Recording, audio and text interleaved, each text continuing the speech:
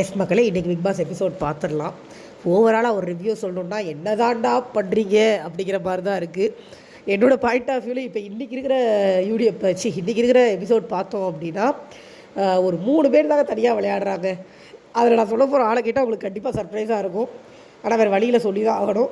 அரோரா, துஷாரும் இல்லாமல் கமருதும் இல்லாமல் தனிமரமாக ஆகிட்டாங்க. ஸோ தனியாக தான் இருக்காங்க. அமித் எந்த குரூப்லேயும் இருக்கிற மாதிரி தெரியல. அண்ட் வினோத், ஏன்னா வினோத்தோட கேங் உடையுது.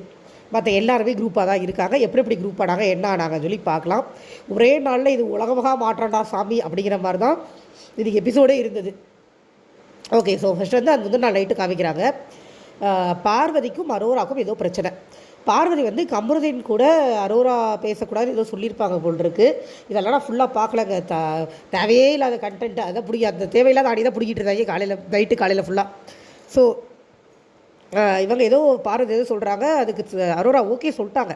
அதுக்கப்புறம் பார்வதி எப்போ போல் திரும்ப மார்க் பண்ண போய் அரோராவும் டென்ஷன் ஆகிடுறாங்க. இது வந்து நைட்டு நடக்குது. மறுநாள் காலையில் இது தொடருது.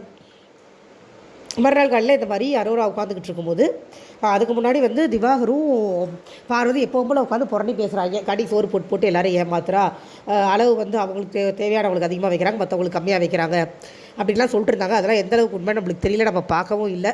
நடந்திருக்க வாய்ப்பும் இருக்குது. ஏன்னா அந்த கேங் ரொம்ப தான் பாஸ்ட்டை பிடிச்சி வீரை வாங்குதுங்க. அது ஒன்று.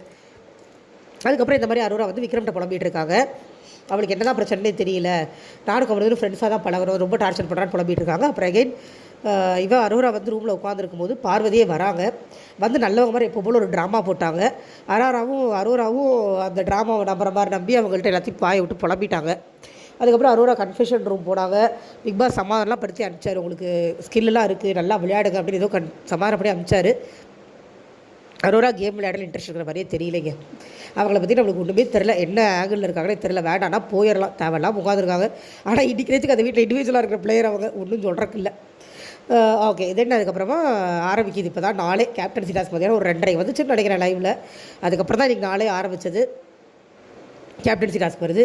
ரொம்ப சிம்பிளான டாஸ்க்கு. வேணும்னே காம்ப்ளிகேட் பண்ணிக்கிறாங்களா, என்ன கருமாத்திரம்னே நம்மளுக்கு புரியலை.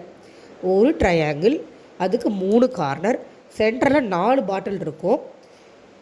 3 பேரும் பாட்டில்ஸ் எடுக்கணும். யார்கிட்ட அதிக பாட்டில் இருக்கோ அவங்க வின். ஒரு தட்டு இருக்கிற பாட்டிலை நீங்கள் ஸ்நாச் பண்ணலாம். ஆனால் ட்ரையாங்கிளுக்கு வெளியில் சுற்றி போய் தான் ஸ்நாச் பண்ணிட்டு வரணும். இவ்வளோதாங்க ரூல்ஸ். ஒரு சின்ன குழந்தைகிட்ட சொன்னால் கூட புரிஞ்சுக்கிட்டு அழகாக விளையாண்டுட்டு வந்துடும். எப்பயுமே இந்த பிக் பாஸுக்கு போகிற கண்டஸ்டன்ஸ் எல்லாருமே ஏன் இவ்வளோ மக்கு மந்தாரமாக இருக்காங்கன்னு தெரியல. ஒருவேளை நம்ம உள்ளே போனால் நம்மளும் அதே மாதிரி மக்கு மந்தாரமாக ஆயிடுவோமா, அதுவும் தெரியல.